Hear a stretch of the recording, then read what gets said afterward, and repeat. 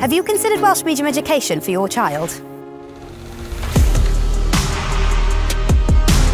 I found it very good, but also challenging at the same time, especially in a rural area where not many people speak Welsh. The teacher's been very supportive in helping us.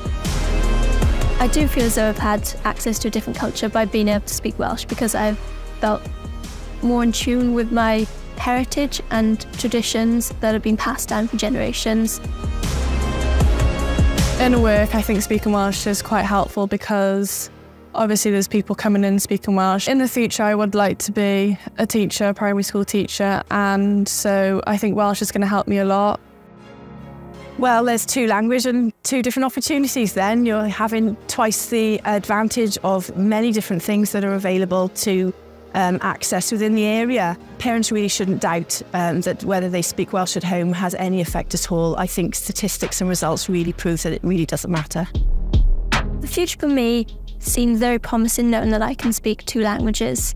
It's already helped me to get part-time jobs and everything. It's helped me in the workplace to speak to customers and become closer with my community. Os ydych chi'n ystyried addysg Gymraeg i'ch plentyn, chwiliwch ar-lein am taith at ddwy iaith.